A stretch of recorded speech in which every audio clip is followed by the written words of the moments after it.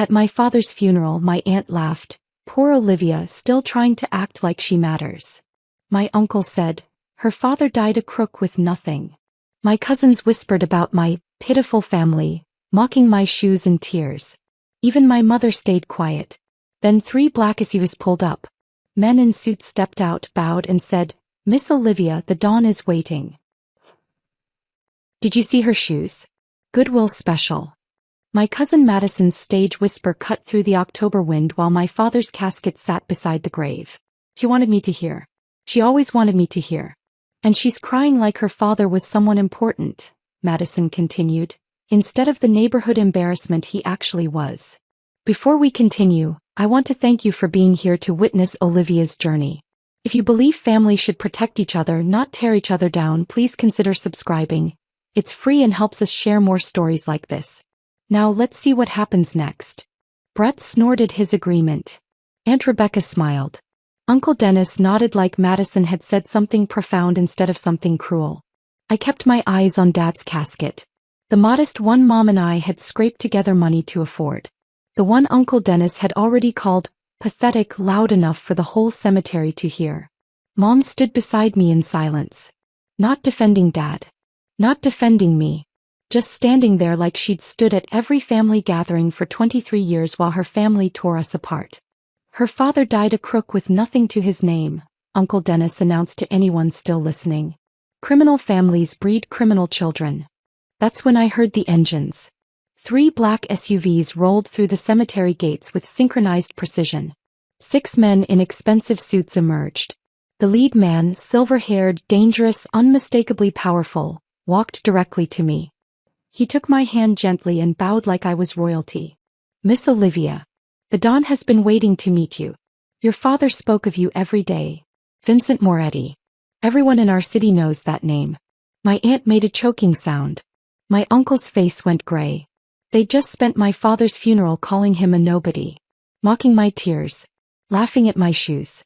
They had no idea who they'd actually been dealing with. The cemetery had gone completely silent. Even the wind seemed to pause, waiting to see what would happen next. The priest who'd been edging toward his car stopped mid-step. The handful of mourners who'd been drifting away froze in place. Vincent Moretti still held my hand, his grip gentle but somehow commanding. Up close, I could see the fine lines around his eyes, the silver threading through his dark hair, the small scar on his left cheekbone that suggested a history of violence survived rather than avoided. Behind him, the 5 other men stood in formation. Not threatening exactly, but radiating the kind of controlled power that made it clear they could become threatening in an instant if the situation required it. One of them held an enormous floral arrangement. White roses and lilies assembled into something that belonged at a state funeral, not in this modest cemetery beside the simple bouquets Mom and I had chosen. I apologize for the interruption, Vincent said, turning slightly to address the gathered mourners. His voice was pleasant, almost warm, but something underneath made my survival instincts whisper warnings. But Miss Olivia has matters to attend to. Her father's true family would like to pay their respects. The emphasis on true family wasn't subtle.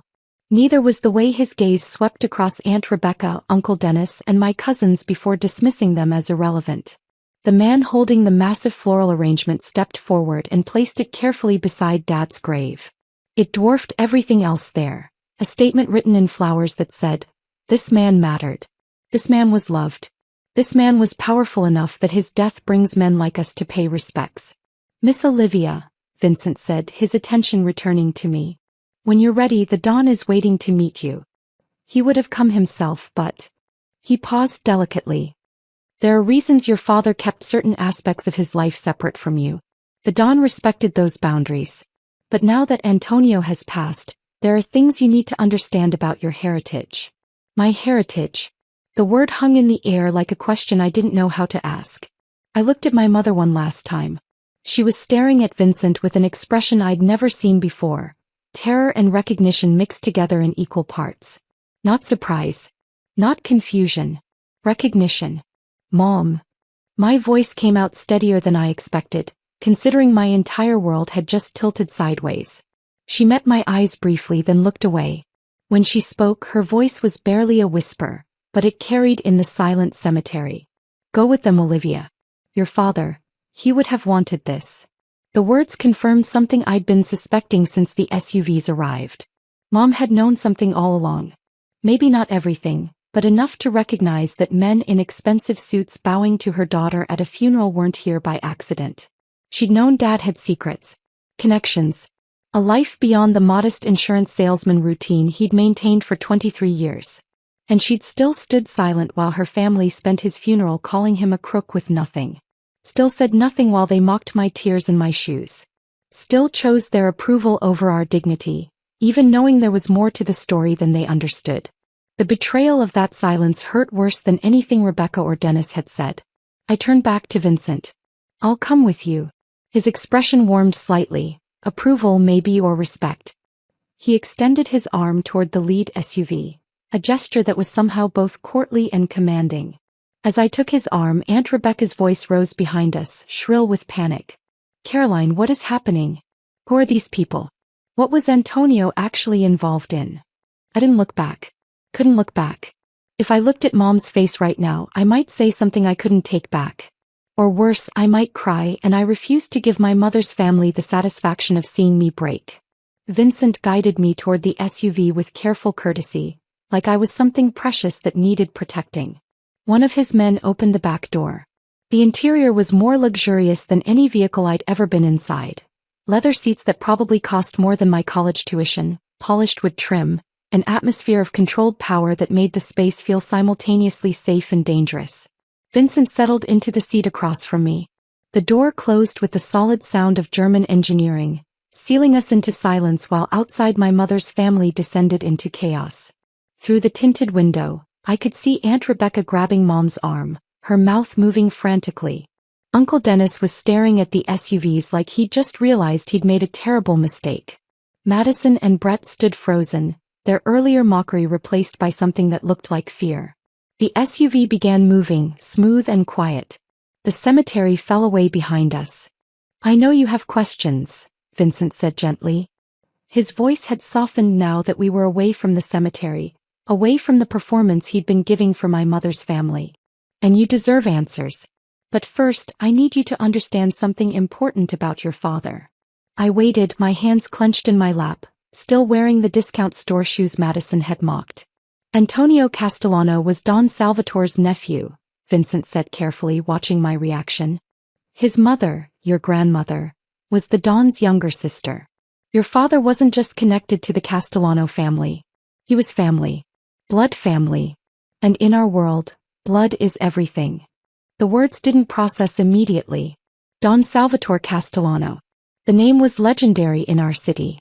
A figure who operated in shadows but whose influence shaped everything from real estate development to union negotiations to which politicians won elections. Every newspaper article about alleged organized crime mentioned that name. Every politician swore they had no connection to him. Every businessperson in certain industries knew that major decisions required his approval. My father. I started, then stopped, not even sure what question to ask first. Your father was the Don's most trusted advisor for 25 years, Vincent continued. He managed the family's legitimate business holdings, restaurants, properties, investments, and served as the bridge between our world and the world you grew up in. The insurance job was real, but it was also cover. A way to explain his comfortable lifestyle without drawing attention to where the money actually came from. The SUV wound through streets I'd known my whole life, but everything looked different now. That restaurant on the corner where Dad used to take me for birthday dinners. Did my family own it? The construction site downtown where new condos were going up. Was that Castellano money reshaping the neighborhood? He kept you separate from all of this, Vincent said, his voice gentle but firm. Not because he was ashamed of you or ashamed of the family. Because he loved you. He wanted you to have choices he never had. A normal life. A future without the weight of family obligations unless you chose to accept them. I thought about Dad's late-night phone calls. The meetings in our home that stopped the moment I entered the room. The way certain people treated him with respect that bordered on fear when we were out in public. The comfortable life we'd lived despite his supposedly modest income. All the pieces I'd never quite understood suddenly clicked into place with devastating clarity. Your father left specific instructions, Vincent continued. About your education. Your inheritance. Your introduction to the family. Nothing happens without your consent. Nothing is forced on you. But the Don wanted to meet you. To explain things properly. To make sure you understand who your father really was and what he built for you. My father. Antonio Castellano. Not the crook with nothing that Uncle Dennis had described. Not the neighborhood embarrassment Madison had mocked. Someone significant enough that Vincent Moretti himself showed up at the funeral. Someone connected to the most powerful family in the city. Someone who'd spent 23 years protecting me from this truth while my mother's family treated us like garbage. Where are we going? I asked. To meet the Don, Vincent replied. Your great-uncle. He's been waiting to meet you properly since your father passed. He would have come to the funeral himself, but... Vincent paused delicately. Your father wanted your introduction to the family to happen privately. With dignity. Not as a spectacle at a cemetery. The SUV turned into a neighborhood I recognized, historic district, old money, the kind of homes that had belonged to the same families for generations. We pulled up to massive iron gates that opened automatically, revealing an estate that looked like something from a movie about East Coast dynasties. Vincent's expression had shifted again, no longer the dangerous enforcer from the cemetery, but something closer to a patient teacher preparing a student for an important lesson. Before we go inside, he said, his hand resting lightly on my arm, I need you to understand one thing. What happens next is your choice. The Don will explain your inheritance, your options, your father's legacy. But nothing is required of you. You can walk away from all of this with your father's legitimate holdings and live whatever life you choose. Or you can learn. You can understand. You can take your place in the family your father came from. The gates closed behind us with a solid click. Through the windshield I could see the main house. Enormous, elegant, radiating the kind of wealth that didn't need to announce itself. My father had come from this. Had been connected to this. Had chosen to raise me away from all of it because he loved me enough to want me to have choices. And my mother's family had spent 23 years treating him like a failure. The rage that had been building since Madison mocked my shoes at the cemetery crystallized into something cold and focused. Not hot anger that would make me reckless. Cold calculation that Dad had taught me through years of watching him maintain quiet dignity in the face of their insults. They'd called him a crook with nothing. Mocked my tears. Laughed at my discount store shoes. They had no idea who they'd actually been dealing with. But they were about to learn. And I was going to make sure the lesson stuck. The SUV stopped in front of the main house, and Vincent opened my door with the same careful courtesy he'd shown at the cemetery. The October air felt different here. Quieter, heavier, like even the wind knew to be respectful on this property. A man in his 70s stood waiting on the stone steps. White hair, impeccably tailored suit, dark eyes that seemed to catalog everything about me in a single glance. He didn't move like someone his age should move. There was strength in his posture, authority in the way he held himself. Olivia, he said, and his voice carried traces of Brooklyn mixed with something older. Something that spoke of Sicily and generations of family history. Come inside, please. Vincent gestured for me to go ahead, falling back slightly in a show of deference that told me exactly who was in charge here. I climbed the steps on shaking legs, still wearing the discount store shoes Madison had mocked, still trying to process that the last hour of my life had actually happened. The man extended his hand as I reached the top step. I am Salvatore Castellano. Your great-uncle. Though we've never had the pleasure of meeting properly. His grip was firm but gentle. I'm sorry it took your father's death to bring you home. Home. The word felt strange applied to a place I'd never been, to people I'd never met. He led me through an entrance hall that belonged in a museum. Marble floors, paintings that looked original and expensive, furniture that had probably been in the family for generations. We passed through corridors where other men in suits nodded respectfully as we went by, their expressions carefully neutral. Don Salvatore's study smelled of leather and old books and something else I couldn't quite identify. Maybe cigars or the particular scent that comes from rooms where important decisions get made. Floor-to-ceiling bookshelves lined 2 walls. A massive desk dominated the space. Leather chairs that looked like they'd been broken in over decades sat arranged near a fireplace. He gestured to one of those chairs. Please. Sit. I sank into leather that was somehow both firm and comfortable. My hands gripping the armrest to keep them from shaking. Vincent had taken a position near the door, present but not intrusive, like a guard who'd been dismissed but refused to leave completely. Don Salvatore studied my face for a long moment before speaking. You have your grandmother's eyes, he said quietly. Maria. My younger sister. She passed when you were just a baby, but she would have loved knowing you. Antonio spoke of you constantly, your intelligence, your strength, your kindness. He was so proud of the woman you became. Something in my chest cracked at those words. This stranger, this man I'd never met, was acknowledging my grief as real and important. Not embarrassing. Not pathetic. Losing your father. The Don's voice caught slightly, showing vulnerability I suspected few people ever witnessed. It was like losing a son. Antonio was family in every sense that matters. His death diminishes us all. He moved to his desk and returned with a folder thick enough to contain a novel. When he placed it on the small table between us, I could see my name written on the tab in careful handwriting. Your father was a meticulous man, Don Salvatore said, settling into the chair across from me. He prepared for every possibility, including his death. These documents represent your inheritance. My hands shook as I opened the folder. The first page was a property deed. Marina Bay Restaurant Group, a name I vaguely recognized from signs around the city. 12 locations listed with addresses I knew. Underneath, financial statements showing revenue in the millions. I flipped to the next document. Castellano Properties. 37 residential and commercial buildings throughout the metro area, each one listed with current market valuations that made my eyes blur. Stock certificates. Investment portfolios.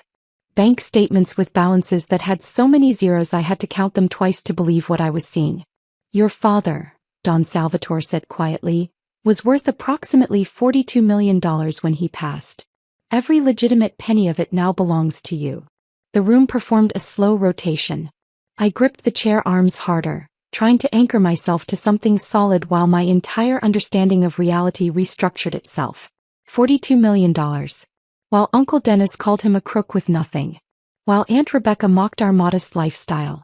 While Madison laughed at my discount store shoes. While my mother's family spent 23 years treating us like charity cases who didn't understand our place. My father had been worth $42 million. How? The word came out barely a whisper. Your father was brilliant with money, the Don explained. He started with the restaurant business. One location that did well, then another, then another. Each success funded the next venture.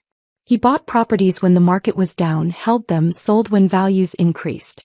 He invested wisely. And he did it all legally with proper documentation, clean books, legitimate business practices. Vincent spoke from his position near the door. But there's more than just the money, Miss Olivia. Don Salvatore nodded slowly, his expression growing more serious.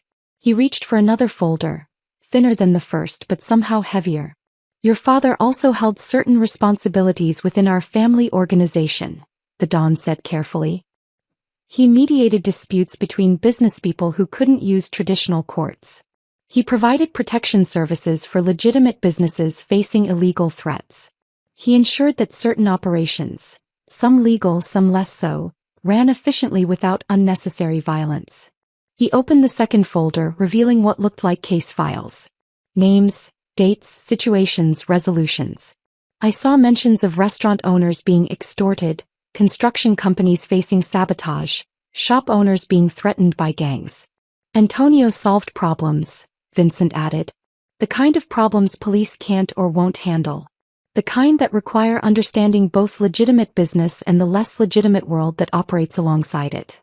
These responsibilities don't automatically transfer to you, Don Salvatore said firmly. You inherit the money regardless. You can walk away from all of this right now, live whatever life you choose, and the family will respect that decision completely. Your father made absolutely certain you'd have that choice. I stared at the folders on the table, one representing legitimate wealth beyond anything I'd imagined, the other representing a world I'd only heard about in news reports and movies. But if you want to understand, the Don continued, if you want to learn what your father built and how he built it, that education is available to you. Everything Antonio created can continue through you if that's what you choose. He stood slowly and moved to a bookshelf, pulling out a leather-bound photo album I hadn't noticed. When he opened it, I saw pictures from decades ago. Family gatherings, celebrations, moments from a life Dad had kept completely hidden from me. There was Dad younger laughing at some joke I'd never hear. Dad standing beside a woman who must have been my grandmother, the resemblance unmistakable. Dad at weddings, baptisms, funerals, all the family events that had happened in a world I never knew existed. Your grandmother Maria was my baby sister, Don Salvatore said, his finger tracing her face in one of the photos. When she married your grandfather, may he rest in peace, our father was furious. Your grandfather wasn't Italian, wasn't from our world, wasn't what our father wanted for his daughter. He turned to another page showing my grandmother holding a baby that must have been my father. But Maria loved him and eventually our father accepted it. Antonio grew up understanding both worlds, the legitimate one his father came from, and the family business his mother's side represented. He became the bridge between them, the one who could move in both spaces without drawing attention. I studied the photos, seeing my father's face in contexts I'd never witnessed. He looked confident here, powerful, like someone who commanded respect naturally. He kept you separated not out of shame, the Don said gently, but out of love. He wanted you to have the choices he never had. A normal childhood.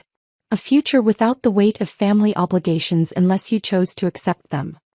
He closed the album carefully and returned to his chair, his dark eyes studying my face with uncomfortable intensity. So I'm asking you now, Olivia. What do you want? You can take the money and walk away.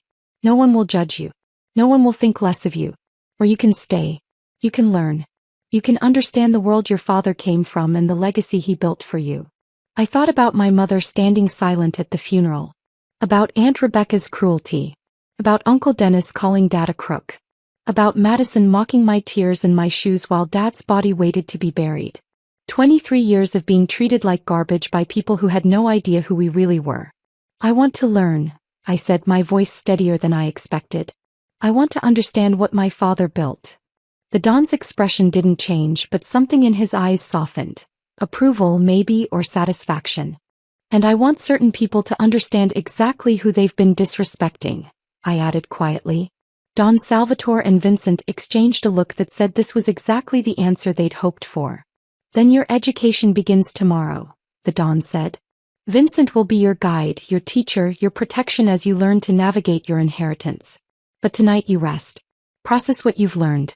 Say goodbye to the girl you were and prepare for the woman you're becoming. Vincent stepped forward. I'll take you home, Miss Olivia. Unless you'd prefer to stay here tonight.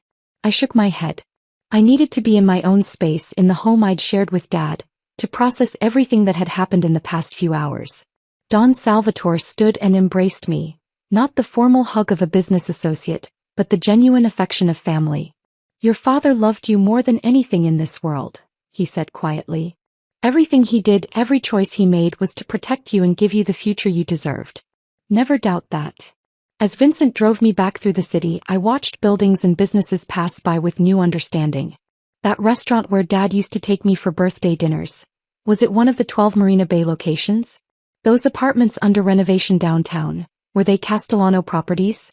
My entire life had been surrounded by my father's empire, and I'd never known it existed. The discount store shoes that Madison mocked suddenly felt different on my feet. Not shameful. Not embarrassing. Just shoes. Meaningless details that people without real power focused on because they had nothing else to judge. I was the daughter of Antonio Castellano, the heir to a $42 million empire, the great niece of Don Salvatore Castellano, and my mother's family had no idea what their cruelty at the funeral had just cost them. Vincent arrived at my door the next morning at 7 sharp, carrying 2 cups of coffee and a leather portfolio that looked like it cost more than my monthly rent used to be. Past tense. Because apparently I owned properties now, investments, businesses that generated millions. The surrealism of it hadn't worn off overnight. Ready for your first day of school? He asked with a slight smile, handing me one of the coffees. It was exactly how I liked it. Cream, no sugar. Which meant either he'd asked someone or he was the kind of person who paid attention to details most people missed. I suspected the latter. We started at Marina Bay Restaurant Group headquarters. A modest office building in a neighborhood that had been slowly gentrifying over the past decade. Nothing flashy. Nothing that screamed organized crime or illegal enterprise. Just a professional office with the company name on a tasteful bronze plaque beside the entrance. The woman who met us in the lobby was in her 40s, dark hair pulled back in a neat bun, wearing a business suit that was professional without being ostentatious. Her handshake was firm, her smile genuine. "Miss Castellano," she said, and hearing my last name spoken with respect instead of contempt felt strange. "I'm Isabella Romano. I've been managing operations for your father for 12 years. She led us to a conference room where financial reports were already laid out, organized by location and quarter. As she walked me through the numbers, I realized these weren't just restaurants. They were carefully orchestrated operations that provided jobs and stability to hundreds of families. Your father visited every location monthly," Isabella explained, pulling up employee rosters on her laptop. "He knew every manager's name, most of the servers, even the kitchen staff. People didn't work for your father because they were afraid of him. They worked for him because he treated them fairly and paid them well." She showed me profit and loss statements, payroll records, supplier contracts. Everything was meticulously documented, professionally managed, completely legitimate. The pride in her voice when she talked about Dad was unmistakable. This wasn't fear or obligation. This was genuine respect for a man who'd built something valuable. "He never missed a payroll," she said quietly. "Even during the recession when half the restaurants in this city were closing, your father made sure every single employee got paid on time. He took losses himself rather than lay people off." I thought about Uncle Dennis calling him a crook. About Aunt Rebecca implying his money came from dirty deals and illegal activities. These restaurants were feeding families, providing healthcare benefits, creating opportunities. There was nothing dirty about that. After Marina Bay, Vincent took me to Castellano Properties where I met Daniel Foster. A man in his 50s with graying temples and the weathered look of someone who'd spent decades managing buildings and dealing with tenant issues. "Your father had a philosophy about real estate," Daniel explained as we drove past several of the properties in his portfolio. "He bought buildings in neighborhoods that needed investment, renovated them properly and charged fair rents. Not rock bottom, he wasn't running a charity, but fair. Enough that working families could afford them, but enough to maintain the properties correctly and turn a reasonable profit." We stopped at a 3-story apartment building that had clearly been renovated recently. Fresh paint, new windows, a small courtyard that looked well maintained. "This building was condemned when your father bought it 15 years ago," Daniel said. "Drug dealers operating out of half the units. Landlord had abandoned it, city was planning to demolish. Your father bought it, cleaned it out, renovated every unit and turned it into affordable housing. The families living here now? Most of them have been here over a decade. That's stability. That's community." He showed me photos on his phone, before and after shots that told a story of transformation and investment. Dad hadn't been a slumlord extracting maximum profit. He'd been building something that lasted, something that improved neighborhoods instead of exploiting them. "Antonio was tough but fair," Daniel continued as we walked the property. "Tenants who paid rent on time and followed basic rules? He'd work with them if they hit hard times, give them payment plans, help them out. Tenants who destroyed property or caused problems for neighbors. He didn't tolerate that. But he always gave people chances to do the right thing before consequences happened. Every person I met that first week treated Dad's memory with genuine affection.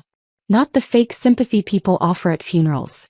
Real respect born from years of working with someone who valued competence and treated people with dignity.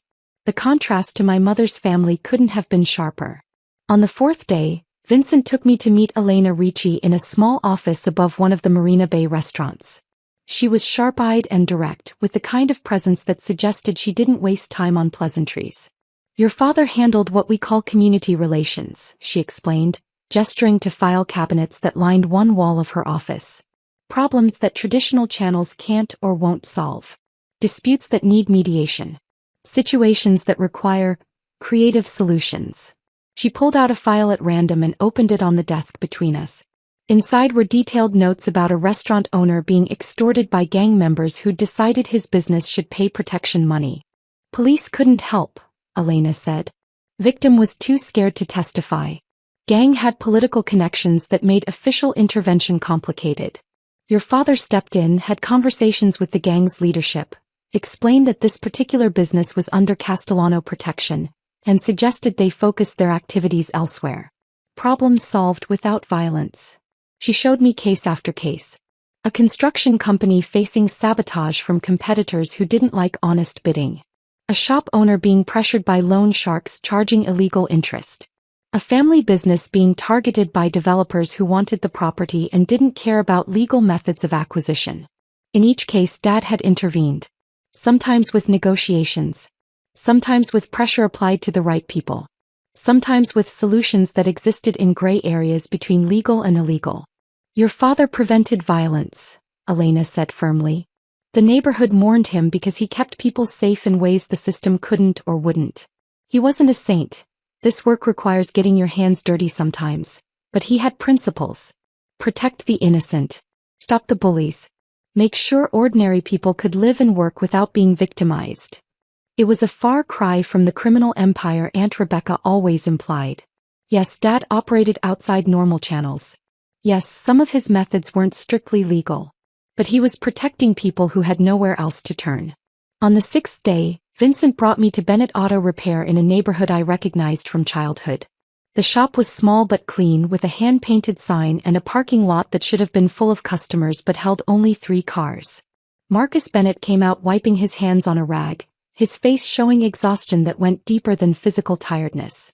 He was maybe 55, with the build of someone who'd done manual labor his whole life and the defeated posture of someone watching his dreams collapse. "Miss Castellano," he said, shaking my hand with a grip that was firm despite his obvious stress. "I appreciate you taking the time. Your father helped me once before, about 10 years back when I was just starting out. I was hoping you might have inherited his sense of fairness." We sat in his small office while he explained the situation. A larger auto chain had moved into the area and decided Marcus's independent shop was competition they didn't need. They'd started with predatory pricing, undercutting him until they bled money themselves, then moved to intimidation, vandalism, threatening his employees, anonymous complaints to city inspectors about violations that didn't exist. "I've lost half my customers in 3 months, Marcus said, his voice breaking slightly. "I've got 5 employees who depend on me, families who need their paychecks. If this continues another month, I'll have to close. 20 years of building this business gone." Vincent watched me carefully as Marcus talked. This was a test, I realized. My first real decision. My first chance to use the power I'd inherited. I asked questions. Who owned the competing chain? What specific tactics were they using? Had Marcus tried legal channels? The answers painted a clear picture of systematic intimidation designed to destroy competition. The hot rage I'd felt at Dad's funeral had cooled into something more focused, more strategic. This was exactly the kind of situation Dad had handled. Honest businessman being destroyed by bullies who had more resources and no ethics. "Give me 3 days, I told Marcus. "Don't make any decisions about closing. Just give me 3 days." Relief flooded his face. "Thank you.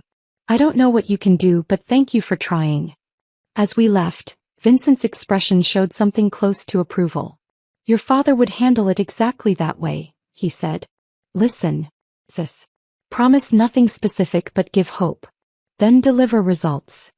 "How would he have handled it?" I asked. "By finding pressure points," Vincent replied.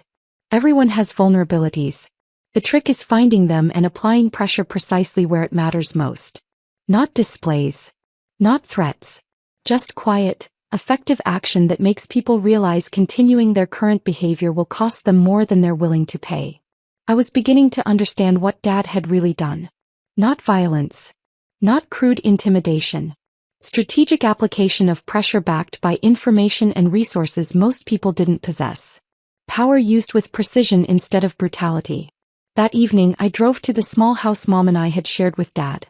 She was in the living room surrounded by boxes she'd been packing, his things scattered everywhere like artifacts of a life she was finally admitting she didn't understand.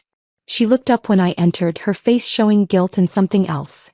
Fear maybe, or uncertainty about where we stood now.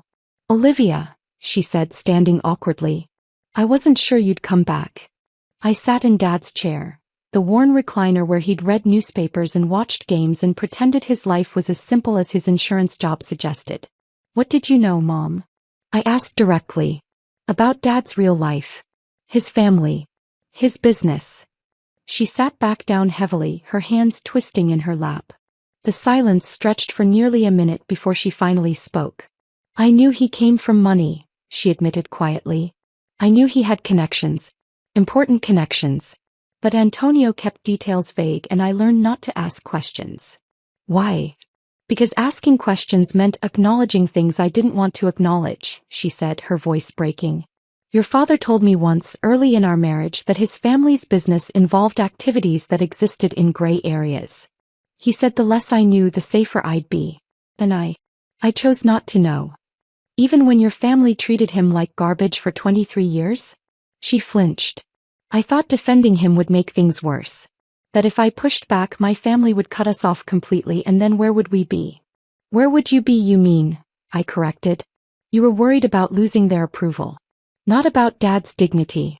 Not about protecting me from their cruelty. I was scared, she whispered.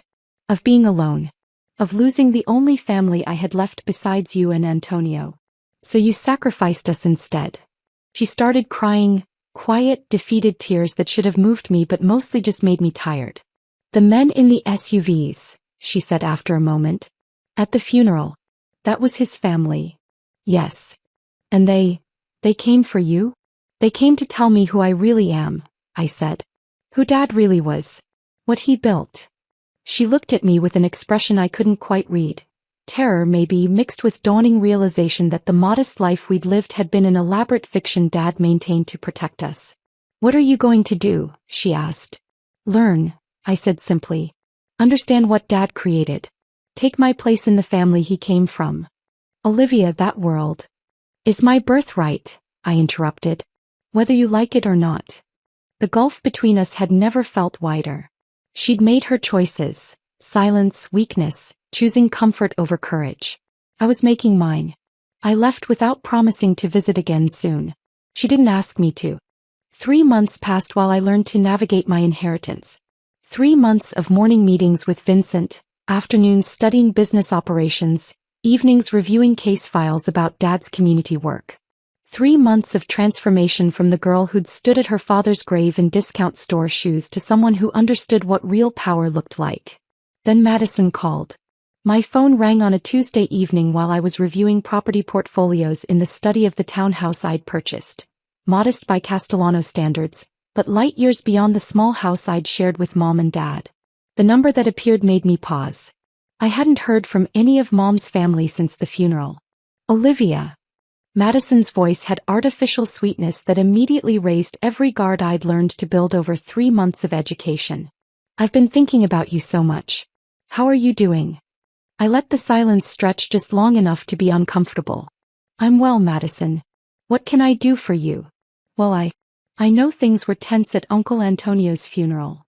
The way she said tense, like we'd had a minor disagreement rather than her mocking my tears while my father's body waited to be buried. But we're family, right? And I thought maybe we could reconnect. Maybe have lunch sometime. Lunch, I repeated neutrally, waiting for the real reason she'd called. Actually, her false sweetness cracked slightly. I heard you inherited some money from Uncle Antonio. And Brett and I were starting this boutique marketing agency. Really exciting opportunity. But we could use an investor who believes in family supporting family. I almost laughed. The audacity was breathtaking. The same cousin who'd called us the pitiful family now wanted money from the inheritance she'd assumed didn't exist. How much are you looking for? I asked, keeping my voice calm and curious. Well, to really launch properly we'd need about 60,000. But even 30 or 40 would help us get started. And obviously you'd see returns once we're profitable. This is a real investment opportunity, not just a handout. $60,000. To Madison that probably seemed like an enormous sum. She had no idea I could write that check without even checking my account balance. That's interesting, I said. Tell me about your business plan. She launched into a rambling pitch about social media marketing and brand development and leveraging synergies. All the buzzwords people use when they don't actually understand business. I let her talk, asking occasional questions that made her think I was seriously considering the investment. You know what? I said when she finally ran out of rehearsed pitch. This sounds like something we should discuss properly. Why don't we talk about it at Christmas dinner? I'm hosting this year. The pause on the line was pregnant with calculation. Christmas dinner? At your place. I have more space now, I said simply. And I think it's time for some new family traditions. I'll send invitations to everyone. You, Brett, your parents, my mother. I have some announcements to make anyway.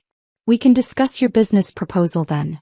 Madison was clearly weighing whether to push for faster access to money or accept the invitation that would put her in my space on my terms. That's really generous of you, Olivia, she said finally. Christmas dinner sounds perfect. After hanging up, I immediately called Vincent. My cousin just asked me for $60,000 to start a marketing agency, I told him. I think we're ready to move forward with the Christmas revelation. How do you want to structure it? His voice carried approval even through the phone. I want them all there. All the people who mocked Dad at his funeral. And I want documentation they can't dispute.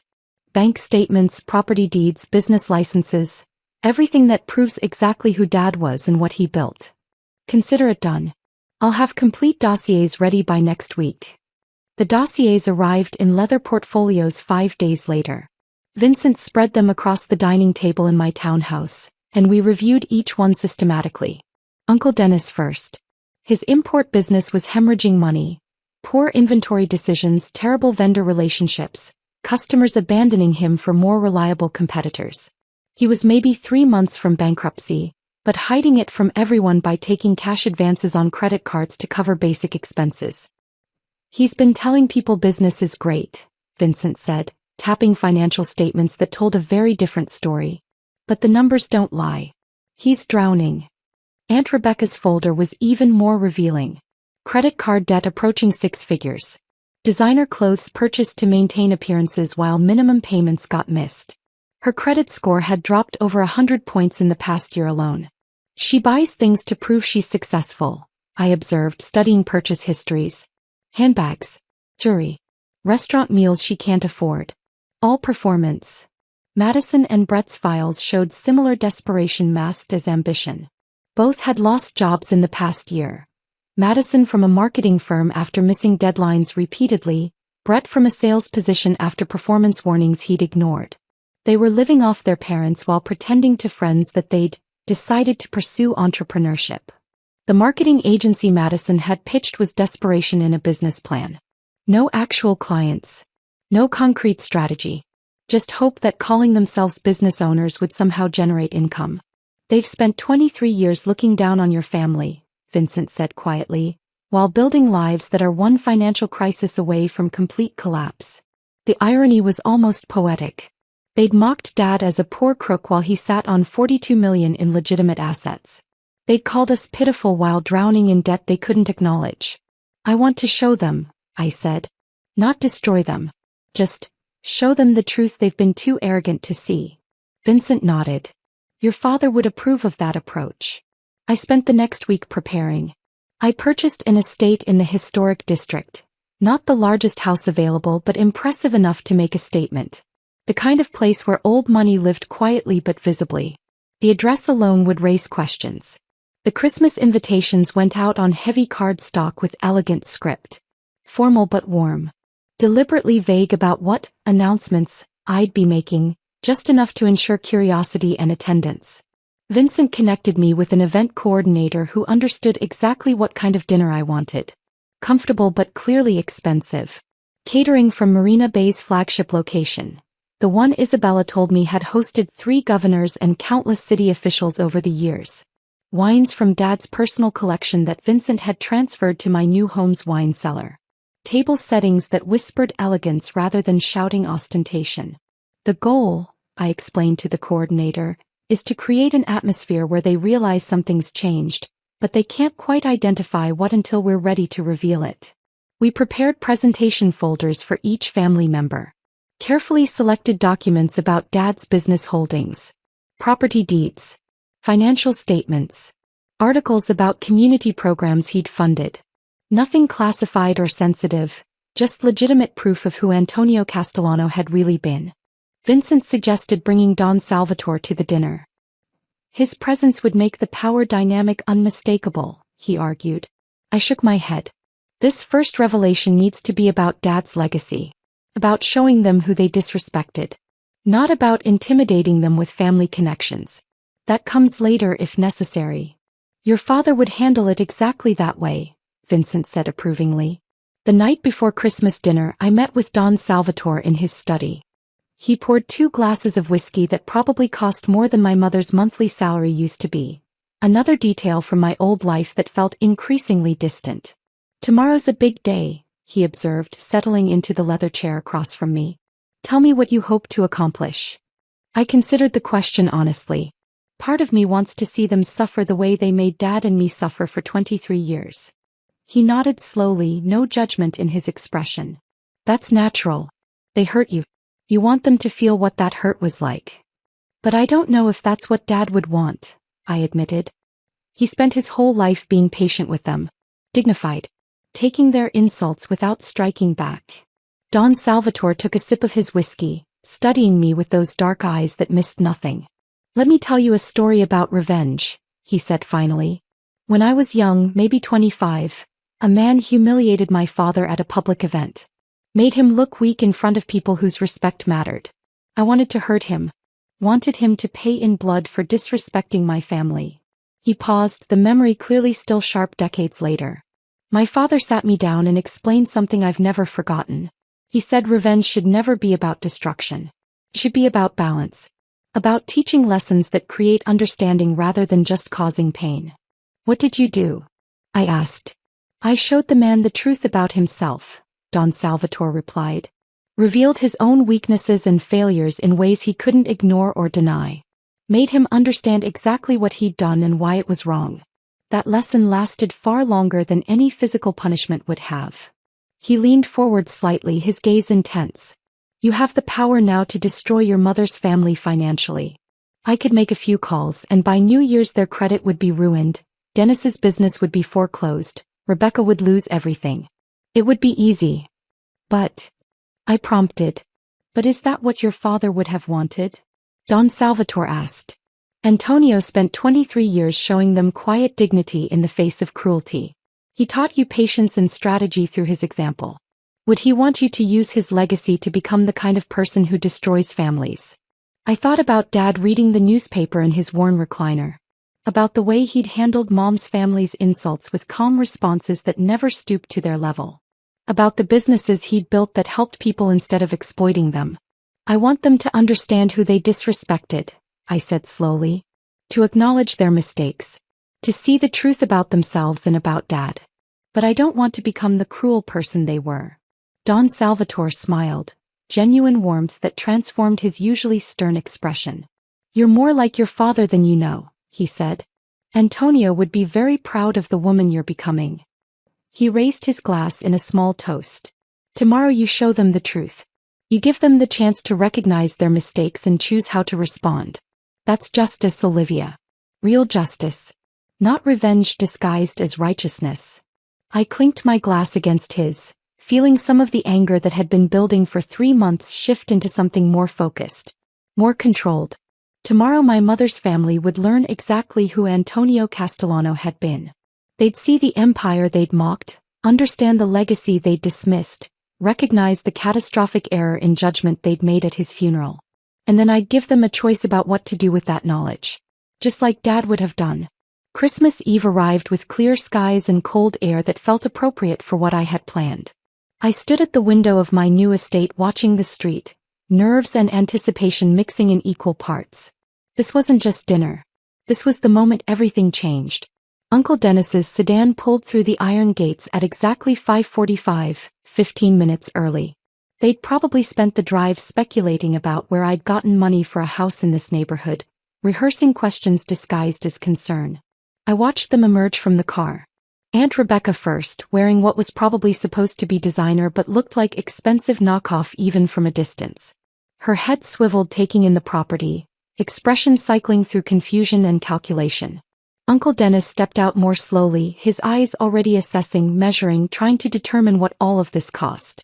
Madison and Brett emerged from the back seat exchanging looks I recognized. Resentment mixed with greed, the kind of expression people get when they realize someone they look down on might actually have something they want. Mom was last, trailing behind them all, her body language screaming discomfort. She knew things they didn't.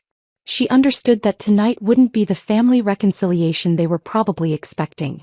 I opened the door myself before they reached it. The event coordinator had suggested having staff answer, but I wanted this moment to feel personal. This wasn't about displaying wealth. This was about showing them truth. Olivia. Aunt Rebecca's voice was overly bright, artificial warmth that didn't reach her eyes. This house is... my goodness. How on earth did you afford this place? The question was accusation disguised as curiosity. She wanted me to admit I'd gotten money from somewhere questionable, something that would confirm their long-held beliefs about Dad's criminal connections. Dad left me well provided for, I said simply, stepping aside to let them enter. The foyer did the talking I didn't need to do. Marble floors, crystal chandelier, furniture that whispered old money rather than shouting new wealth. Uncle Dennis's eyes catalogued everything with barely concealed envy. This is quite the upgrade from that little house you shared with Antonio, he observed, and somehow he made it sound like an insult. Different circumstances, I replied neutrally. Let me take your coats. Madison and Brett hadn't said anything yet, but I could see them reassessing everything they thought they knew about me. The cousin they'd mocked at the funeral was suddenly living in a house that probably cost more than they'd earn in their lifetimes. I led them to the dining room where the table was set with china and crystal from Dad's collection. Pieces Isabella had told me he'd acquired over years, each one chosen carefully. The wine glasses alone probably cost more than Uncle Dennis's car payment. Mom's eyes darted around nervously, like she was waiting for something terrible to happen. She knew enough to be worried even if she didn't know exactly what I had planned. Dinner started with uncomfortable small talk.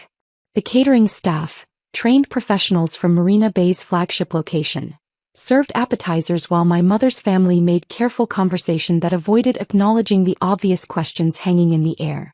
By the main course, Uncle Dennis's patience had worn thin. So Olivia, he said, setting down his fork with deliberate emphasis. We should probably discuss your situation. The word situation came out like I was a problem that needed managing. My situation? I asked calmly. This house. The sudden wealth. We're family. We should understand what's going on with you. Aunt Rebecca nodded agreement. Especially given your father's complicated business dealings. We just want to make sure you're not getting involved in anything questionable. The irony was almost too perfect.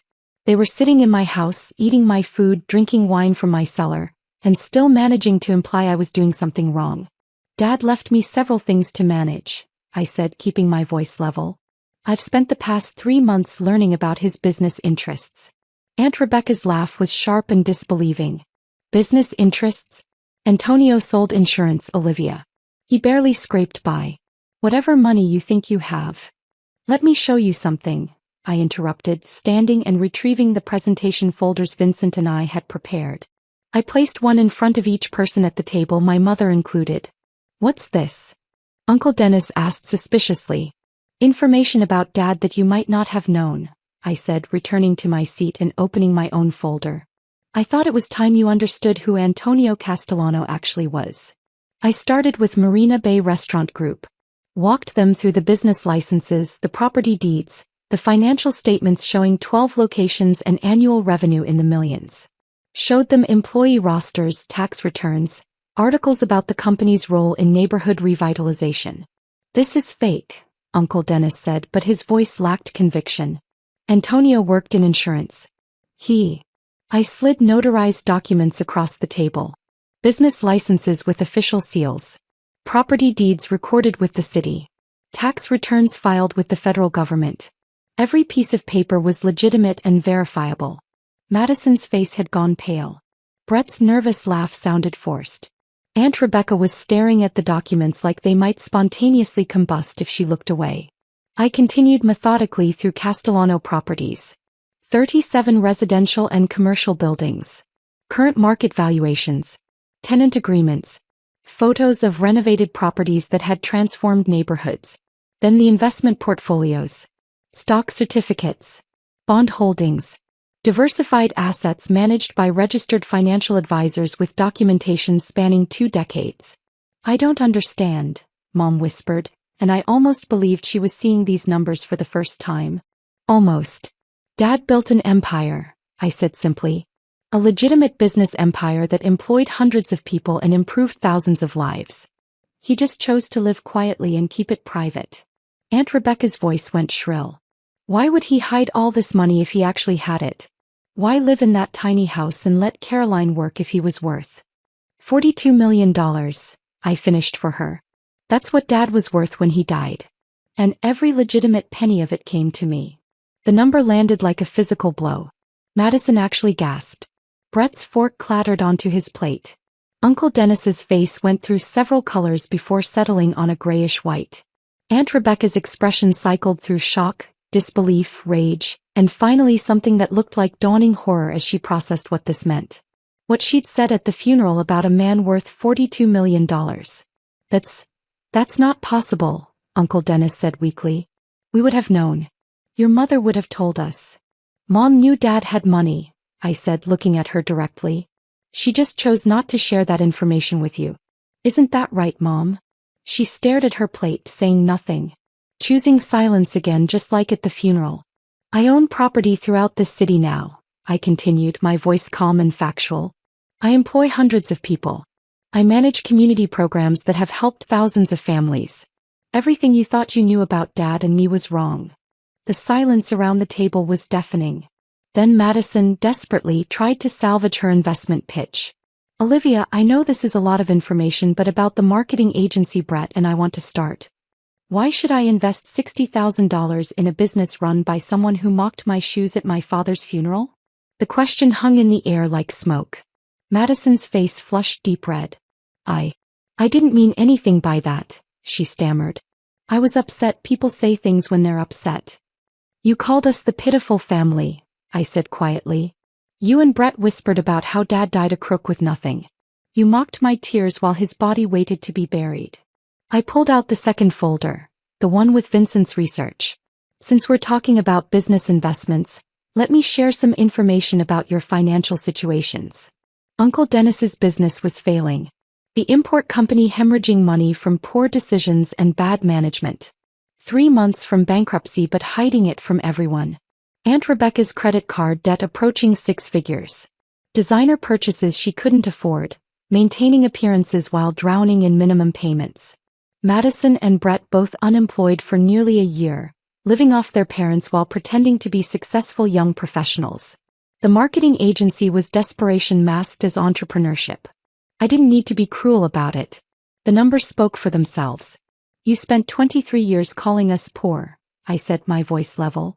Calling Dad a crook with nothing. Treating us like charity cases who didn't know our place. And the entire time, you were building lives that are one financial crisis away from complete collapse. I let that sink in before continuing. You mocked a man worth $42 million as someone who died with nothing. You insulted his daughter's shoes and tears at his funeral. And now you want that same daughter to solve your financial problems with the inheritance you claimed didn't exist. Aunt Rebecca started crying, not tears of remorse but tears of rage and humiliation. The kind of crying people do when they realize they've made a catastrophic error and have no way to fix it. Where did you get our financial information? Uncle Dennis demanded, his voice shaking with anger and fear. That's private. You had no right. Successful people have resources, I said simply. Dad taught me that. Among other things. Uncle Dennis pushed back from the table, his face purple with fury. This is outrageous. You invite us here under false pretenses, humiliate us with accusations. I invited you here to share information about Dad's legacy, I corrected. You're the ones who spent dinner implying I was involved in something questionable. You're the ones who called him a crook at his funeral. I'm just showing you the truth you were too arrogant to see. Aunt Rebecca stood abruptly, grabbing her purse. We're leaving. Dennis, get the car. Madison, Brett, we're going. They fled like the house was on fire, their footsteps echoing through the foyer. The front door slammed hard enough to rattle the chandelier. Mom sat at the table staring at her untouched dessert, tears sliding silently down her face. You knew, I said quietly. All along you knew. She nodded without looking up. And you let them treat us like garbage anyway. Another nod. Still no words. Still choosing silence over courage. I stood, suddenly exhausted by all of it. The planning, the revelation, the years of accumulated hurt finally acknowledged. You can stay if you want, I told her. Guest room is upstairs, second door on the left. Or you can leave. Your choice. I walked away, leaving her alone in the dining room with the ruins of Christmas dinner and the weight of 23 years of cowardice. I found Mom still sitting at the dining table an hour later, staring at her untouched wine glass like it might contain answers to questions she was afraid to ask. The caterers had cleared the dishes, packed up quietly, and left us alone in the house that suddenly felt too large and too empty. I poured myself wine and sat across from her, waiting. The silence stretched between us like the gulf that had been widening for 3 months. No, for 23 years if I was being honest with myself. I knew, she said finally, her voice barely above a whisper. About the money. About his family connections. Not everything, but enough. I took a sip of wine and said nothing. She needed to say this without prompting. When Antonio and I got married, he told me his family was complicated. That they had business interests that existed in gray areas, and the less I knew, the safer I'd be. Her hands twisted in her lap.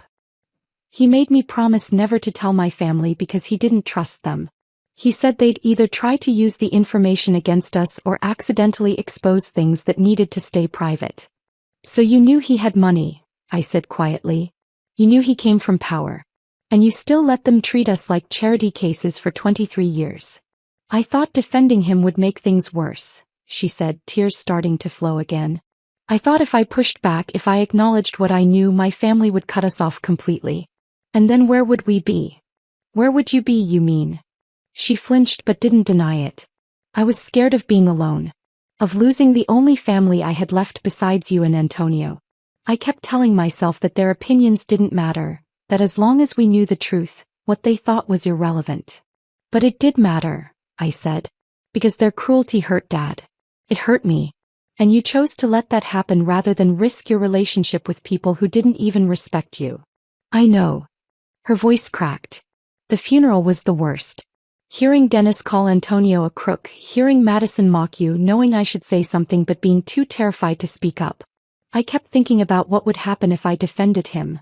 Rebecca would ask questions, I'd have to lie or tell truths I'd promised never to tell, and everything would get worse. I studied her face.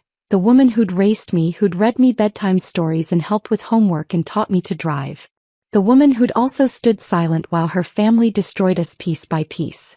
What happens now? She asked, looking up at me with red-rimmed eyes. Can you forgive me? The question hung between us. I wanted to say yes, to tell her everything would be okay, to bridge the gulf that had opened so wide I couldn't see across it anymore. I don't know, I said honestly. Your silence hurt almost as much as their cruelty. Maybe more because you were supposed to be on our side. You were supposed to protect us. I was trying to protect you, she protested weakly. If they'd known about Antonio's real family, if they'd started asking questions, talking to the wrong people. Dad protected me just fine without your help, I interrupted.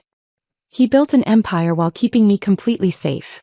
You weren't protecting me by staying silent. You were protecting yourself from having to make hard choices. She had no response to that. We sat in silence while the truth of it settled between us. Finally she stood. I should go. I don't think I should stay here tonight. I didn't try to stop her. Just walked her to the door and watched her drive away in the same silence she'd maintained for 23 years. The call from Vincent came the next morning while I was still drinking coffee and processing the emotional wreckage of Christmas dinner. We have a problem, he said without preamble. Your Uncle Dennis has been asking questions. Loud questions. About the Castellano family. I set down my coffee cup carefully. What kind of questions? The kind that get back to people who matter. He's been talking to neighbors, business associates, anyone who'll listen about whether Antonio was connected to organized crime and whether you're now involved with the Castellano organization. My stomach dropped. How bad is it? Bad enough that the Don wants to meet with you this morning. Dennis is making himself a liability, and when people become liabilities, decisions have to be made about how to handle them. The implication in Vincent's voice was clear. I'd wanted to teach my family a lesson. Instead, I might have put Uncle Dennis in actual danger. I'll be there in an hour, I said. Don Salvatore's expression when I entered his study wasn't angry. If anything, he looked almost pleased, like a teacher watching a student encounter a challenging problem. Sit, he said, gesturing to the familiar leather chair. We need to discuss your uncle's sudden interest in family history. Vincent said he's been asking questions. Loudly. Indiscreetly. In places where such questions attract unwanted attention. The Don leaned back in his chair.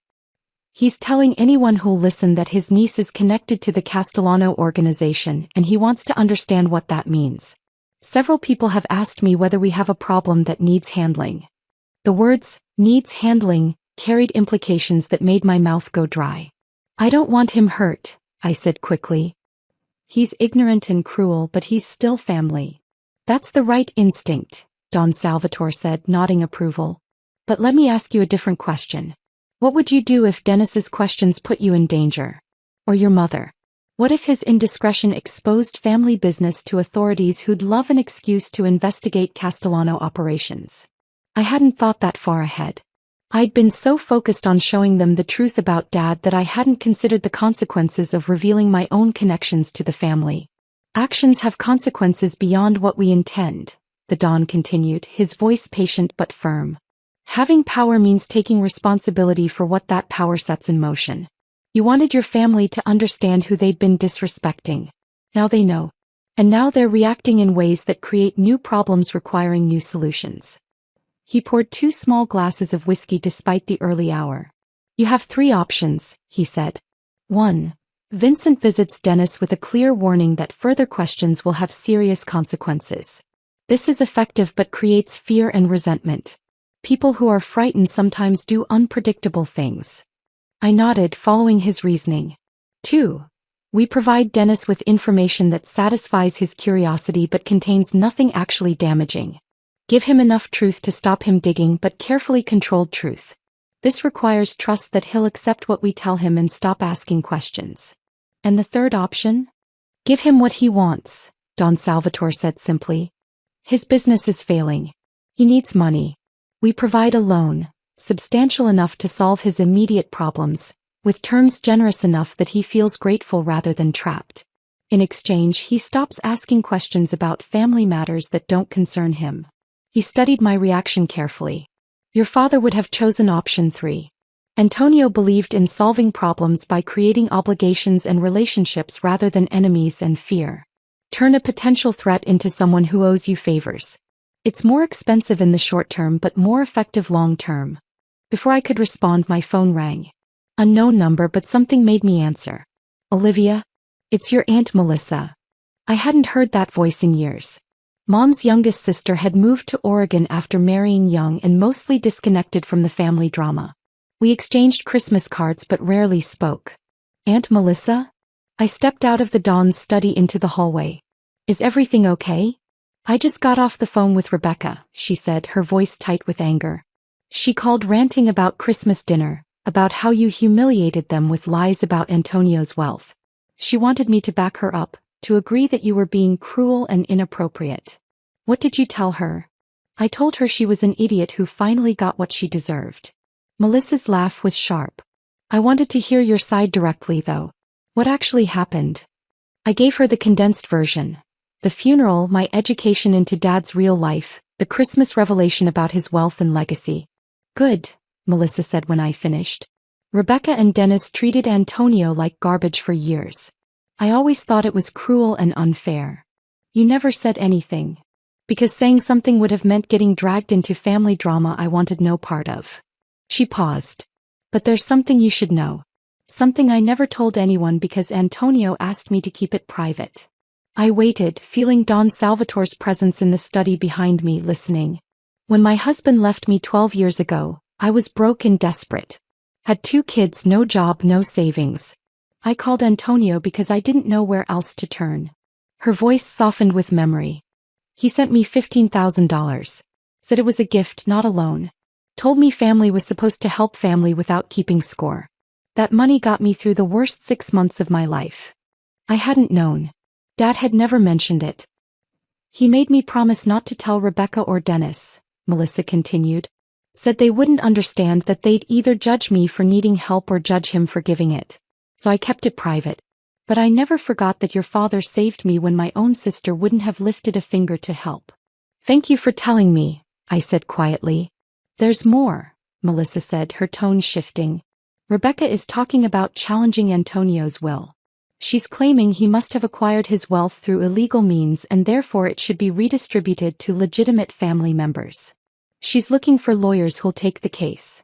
My hand tightened on the phone. On what grounds? Greed disguised as moral outrage, Melissa said bluntly. She thinks if she can prove the money came from criminal activity, a court might redistribute the estate. It's nonsense. She has no evidence, no standing, nothing but spite and jealousy. But she's angry enough to try. If it comes to legal challenges, Melissa continued, I want you to know I'll testify about Antonio's character and generosity. I'll tell any court that asks that your father was a good man who helped people without expecting anything in return. Rebecca doesn't get to rewrite history just because she's embarrassed about being wrong. After we hung up, I stood in the hallway processing everything. Uncle Dennis asking dangerous questions. Aunt Rebecca planning legal challenges. Mom's hollow apologies. And Melissa, an unexpected ally who actually understood who Dad had been. I returned to the Don's study. He was waiting patiently, his whiskey untouched. My aunt is planning to challenge Dad's will, I told him. Claims the money must be illegal. It's not, Don Salvatore said calmly. Every penny Antonio left you came through legitimate business operations with documentation that would survive any legal scrutiny. Let her waste money on lawyers. They'll tell her she has no case. And Uncle Dennis? That's still your decision, the Don said. But now you understand the full picture. Your family isn't just asking questions, they're actively trying to undermine what your father built. How you respond will define who you become. I thought about Dad's patience, his strategic thinking, his belief in turning enemies into obligations. Option 3, I said finally. Give Dennis the loan. Create an obligation instead of an enemy. Don Salvatore smiled. Your father would be proud. Vincent arranged the meeting for the following afternoon at Bennett Auto Repair. The location was deliberate, neutral ground that also served as a reminder of exactly what kind of work the Castellano family did and who benefited from it. Marcus called Uncle Dennis personally, saying he'd heard Dennis had questions about Antonio Castellano and the family, and maybe they could talk privately. Dennis, apparently thinking he'd found someone willing to gossip, agreed immediately. I arrived an hour early with Vincent. Marcus greeted us at his shop entrance, looking nervous but determined. Your father helped me when I had nowhere else to turn, he said quietly. If I can return that favor by helping his daughter handle a problem, that's the least I can do. When Dennis's car pulled into the lot, I was sitting in Marcus's small office with Vincent standing near the door. Marcus went out to meet him, all friendly handshakes and small talk, leading him inside before Dennis realized what was happening. He stopped cold when he saw me. What is this? Dennis demanded, his face flushing red. Marcus, you said you wanted to talk. I do want to talk, Marcus interrupted. About why you've been asking questions that are making good people nervous. Dennis's eyes darted between me, Vincent, and Marcus, calculation visible in his expression. I don't know what you're talking about. You were at the diner on 5th Street yesterday, Vincent said, his voice calm but carrying an edge that made Dennis stiffen. Asking the man at the next table if he knew anything about Antonio Castellano's mob connections. Loud enough that half the restaurant heard you. I have every right to ask questions about my brother-in-law's business dealings, Dennis blustered, but his voice lacked conviction. Especially when my niece suddenly appears with unexplained wealth and connections too. You have rights, I interrupted. But rights come with responsibilities. One of those responsibilities is understanding that your loud questions are endangering people, including your own sister. That got his attention. Caroline, what does she have to do with? Everything, I said flatly. You think broadcasting curiosity about the Castellano family is consequence-free? You think asking strangers in public places about organized crime connections is just innocent inquiry? You're painting a target on everyone connected to me, including Mom. Marcus stepped forward. Your brother-in-law helped me save my business 10 years ago, he said.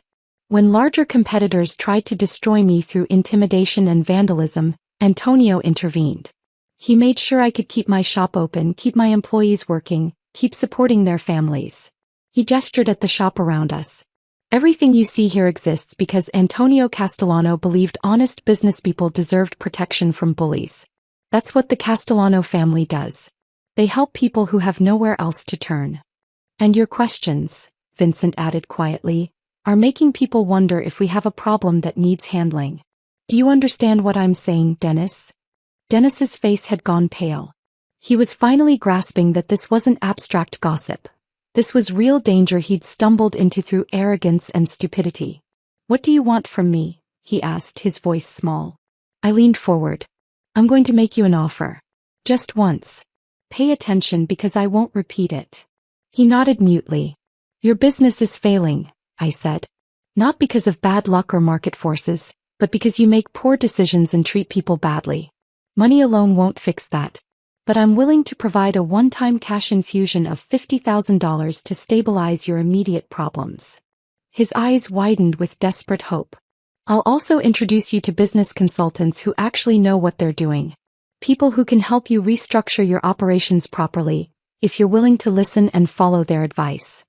Thank you, he started, but I held up my hand. I'm not finished. In exchange, you stop asking questions about Dad and the Castellano family. Completely. You treat my mother with basic decency. And you acknowledge publicly that you misjudged my father. His expression shifted, hope warring with pride. Publicly? What does that mean? It means calling the relatives who heard you mock Dad at his funeral and telling them the truth. That Antonio Castellano was a successful businessman who built a significant legacy, and you were wrong to disrespect him. The apology would cost him more than the money. I could see that calculation playing across his face. If you accept, I continued, we move forward with clear understanding that this is the only help you'll ever receive from me. If you refuse, you handle your bankruptcy alone and explain to Aunt Rebecca and your kids why you turned down help that could have saved them. Dennis sat in the worn chair across from me, his hands gripping the armrests. Pride fighting desperation. Ego battling survival instinct. How do I know you'll actually give me the money? He asked finally. That this isn't just some trick? Vincent pulled an envelope from his jacket and placed it on the desk. Bank check. $50,000. Written out to Dennis Harper's business account. Sign the agreement, make the calls, and it's yours today. Dennis stared at the envelope like it might bite him. What happens if I say no? He asked.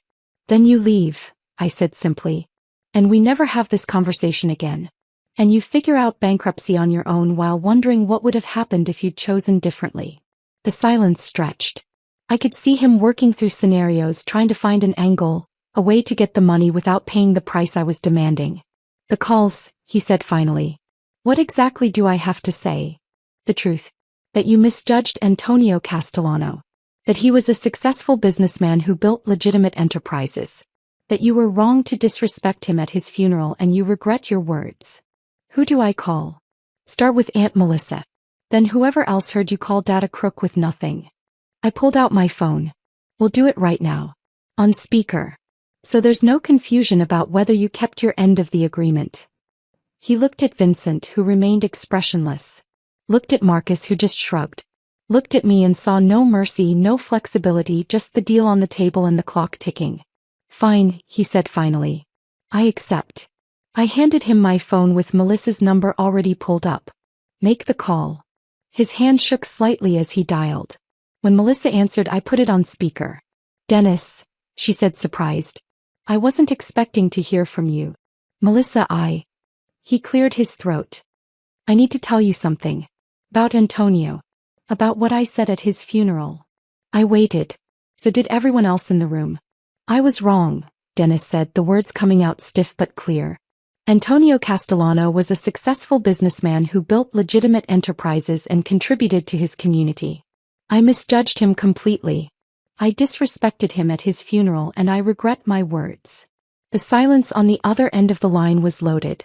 Then Melissa laughed, not unkindly but with genuine surprise. Well, I didn't expect that. What changed your mind, Dennis? I learned more about what he actually built, Dennis said, which wasn't exactly a lie. And I realized I'd been unfair to him and to Olivia. So I'm apologizing. Publicly. To anyone who'll listen. After he hung up, I had him call 2 more relatives who'd been at the funeral. Each time the apology came out smoother, more practiced, but still fundamentally honest. When the last call ended, Vincent slid the envelope across the desk. The consultants will contact you Monday morning, I said. Listen to them. Follow their advice. And Dennis? If I hear you've been asking questions about the family again, this arrangement ends. Permanently. He grabbed the envelope and left without another word, walking to his car like a man who'd just survived something dangerous without fully understanding how close he'd come to disaster. 2 days later, a letter arrived from a law firm I didn't recognize. The letterhead was expensive, the language formal and threatening. On behalf of our client Rebecca Harper, we are writing to formally challenge the validity of Antonio Castellano's will and the legitimacy of his estate. I read through the accusations, claims that Dad's wealth must have been acquired illegally, demands for detailed accounting of every asset, threats to involve federal authorities if I didn't comply within 30 days. I called Patricia Williams, Dad's estate attorney, and read her the letter over the phone. She laughed. Actually laughed. "This is the most toothless legal threat I've seen in months," she said. "Every asset Antonio left you came with documentation that would survive any scrutiny. We have decades of tax returns, business licenses, property records, all completely legitimate. So Rebecca doesn't have a case? She doesn't even have standing to bring one," Patricia said. "She's not a beneficiary, not a spouse, not someone with any legal claim to the estate. Her lawyer is either incompetent or knows this is frivolous but took her money anyway." Relief washed over me. "So we just ignore it?" "Not quite," Patricia said, her tone shifting. "Rebecca's accusation of illegality could invite attention from authorities who'd love an excuse to investigate the Castellano family. We need to respond with overwhelming documentation that proves legitimacy while making clear that false accusations carry consequences." She paused. "With your permission, I'll prepare a response that buries her lawyer in evidence. Tax returns, business licenses, audit reports, everything that proves Antonio's wealth was legitimate. And I'll include language that makes clear continued harassment would be inadvisable." "Do it," I said. That evening my doorbell rang. Madison stood on my front step, mascara streaked down her face, looking more vulnerable than I'd ever seen her. "Can we talk?" she asked. "Please? Just the two of us." I almost said no. Almost closed the door and let her deal with whatever crisis had brought her here. But something in her expression, raw pain instead of her usual calculated performance, made me step aside. We sat in my living room, the same room where I'd hosted the Christmas dinner that changed everything. She stared at her hands, twisting them in her lap, clearly struggling to find words. "I've been jealous of you since we were kids," she said finally. "Not of what you had. Of how you had it." I waited. "Your dad loved you," she continued, her voice breaking. "Really loved you. He knew who you were, what you cared about, what made you happy." "My dad." She laughed bitterly. "He sees me as a reflection of himself. If I succeed, it proves he's successful. If I fail, it embarrasses him. He doesn't actually know me at all." I'd never heard Madison talk like this, honest, vulnerable, without her usual armor of superiority. "At the funeral, when I mocked your tears, your grief."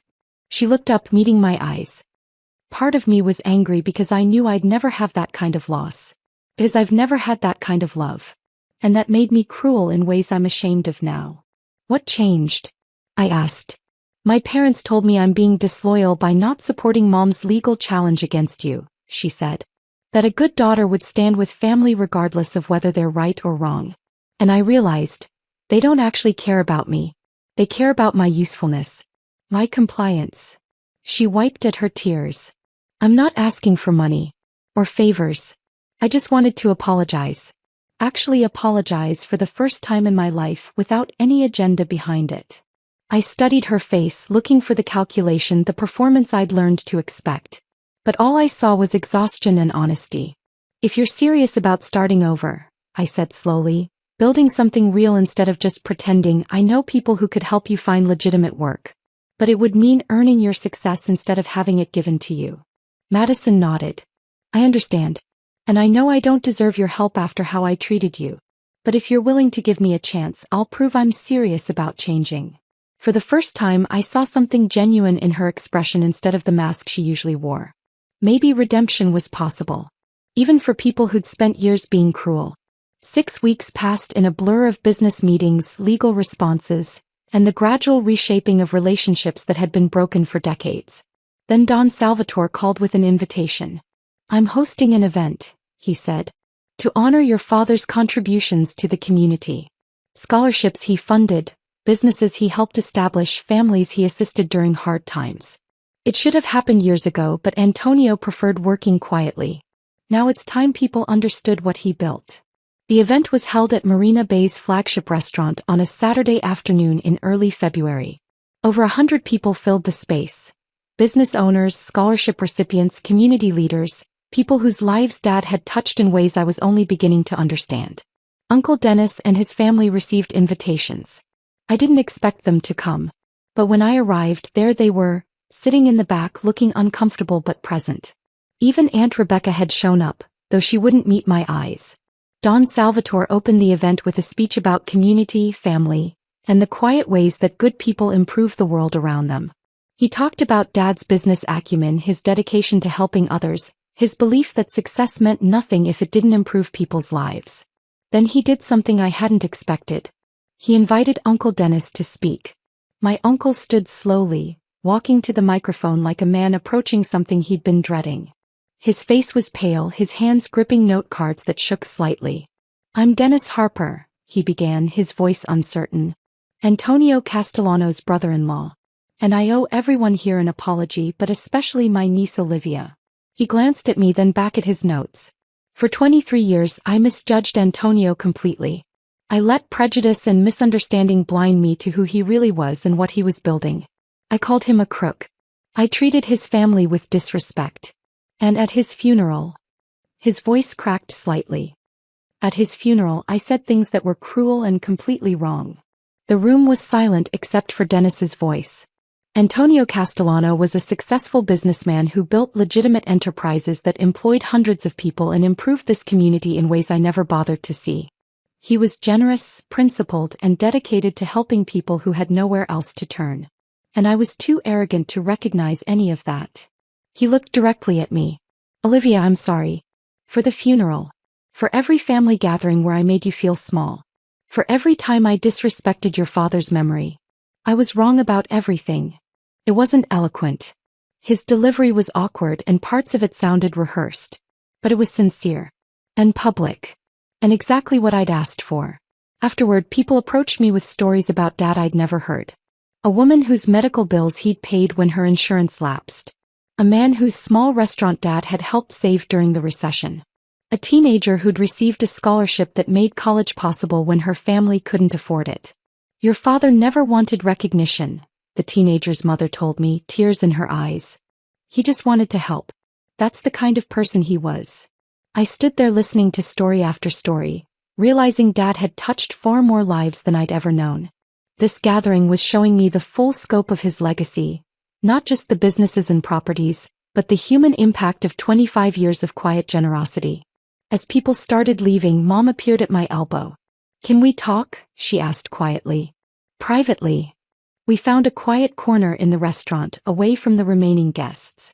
Mom looked smaller somehow, diminished in ways that had nothing to do with physical size. "I'm moving," she said without preamble. "To Oregon. To live near Melissa." The news shouldn't have surprised me, but it still landed with unexpected weight. "When?" I asked. "End of the month. I've already started packing." She twisted her hands in her lap. "I can't stay here anymore, Olivia. Everywhere I look, I'm reminded of Antonio and what I failed to do. What I failed to be. Mom. I let my family treat him like garbage for 23 years, she interrupted. I stood silent at his funeral while they mocked him. I chose their approval over his dignity and your well-being. I don't know how to live with that." Her voice broke on the last words. "Can you forgive me?" she asked. "Someday. I'm not asking for now. I know I don't deserve it now. But maybe someday." I thought about all the years of silence, all the moments she could have stood up and chose not to. About the funeral where she'd let them destroy us without saying a word. "I don't know," I said honestly. "Forgiveness isn't something I can force. But I understand you did what you thought you had to do to survive. I wish you'd been stronger.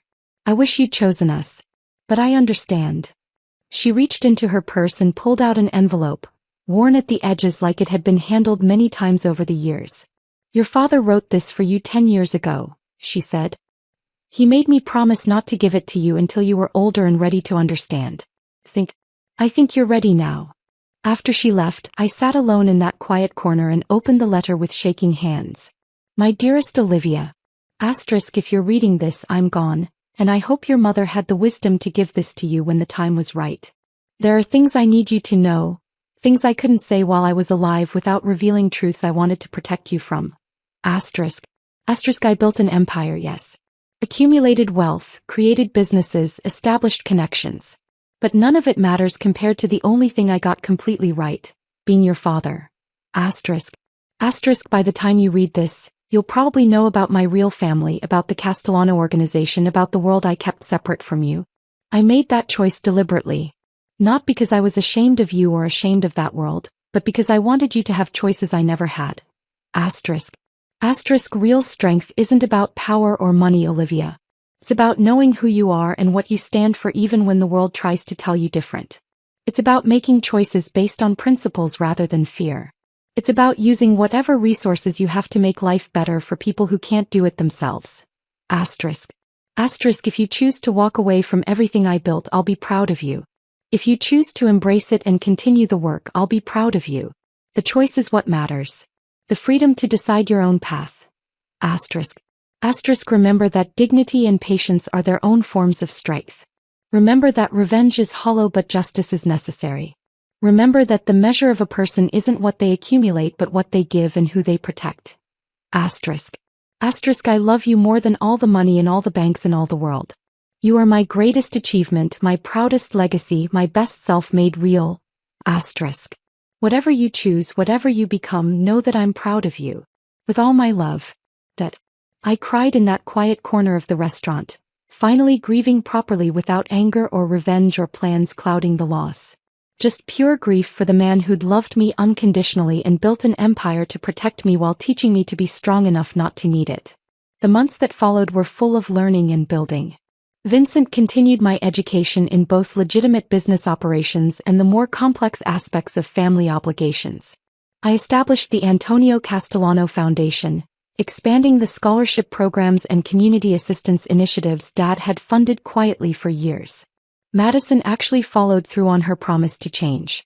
She started at one of our restaurants as assistant manager, working under Isabella, who had no patience for performance or laziness. Madison worked harder than I'd expected. Early mornings, late nights, learning the business from the ground up. She's got potential, Isabella told me after 3 months. If she stays humble and keeps working, she might actually build something real. Our relationship wasn't warm. Probably never would be. But there was mutual respect developing, built on honest work rather than family obligation. Aunt Melissa became an unexpected mentor, calling weekly to check in and offer wisdom about navigating family complexity. The best revenge, she told me one evening, isn't destroying people who hurt you. It's building something so good that their absence from it becomes their punishment. I thought about that often. Rebecca and Dennis were largely out of my life now, dealing with their own problems while I built something meaningful with the resources Dad left me. A year after Dad's death, I sat in Don Salvatore's study reviewing quarterly reports and discussing family business. He listened to my ideas about moving more operations into legitimate territory, expanding community programs, making the Castellano name synonymous with community investment rather than just power and influence. You have your father's strategic mind, he observed, but your own moral compass. You question things Antonio accepted automatically. That's not weakness, Olivia. That's evolution. He poured us both whiskey, a ritual we'd developed over months of these meetings. The family has to change with each generation, he continued. Otherwise it becomes brittle and breaks. Your father understood that. He built the foundation that allows you to even consider the path you're proposing. Do you think it's possible? I asked. Actually moving everything legitimate? With patience and strategy? Yes. He smiled slightly. Your father spent 25 years building trust and infrastructure. You have the advantage of starting from his foundation. But it will take time. Years. Maybe decades. As I drove home through streets I now understood in ways I couldn't have imagined a year ago, I thought about the girl who'd stood at her father's funeral in discount store shoes being mocked by people who didn't know who she was. That girl was gone. Not destroyed but transformed. I'd learned that revenge could be about revelation rather than destruction. That power was most effective when applied with precision rather than fury. That dignity and patience were their own forms of strength. I was Olivia Castellano, daughter of Antonio Castellano, heir to his empire and his values, building a legacy that honored his name while creating my own path forward. The discount store shoes that Madison had mocked were in my closet at home. I kept them as a reminder, not of humiliation but of how far I'd come and who I'd become. My father's greatest gift wasn't the $42 million he left me. It was teaching me through his example that true strength meant knowing who you are and what you stand for, even when the world tried to tell you different. And now I was using that gift to build something worthy of his memory. Something that would last. If this story of justice and legacy had you hooked from that first funeral insult to the final triumph, smash that like button right now. My favorite part was when those black SUVs pulled up at the cemetery and Vincent Moretti bowed to Olivia while her family's faces went white. What was your favorite moment? Drop it in the comments below. Want more powerful revenge stories where the underestimated rise up and reclaim what's theirs? Subscribe and hit that notification bell so you never miss an upload.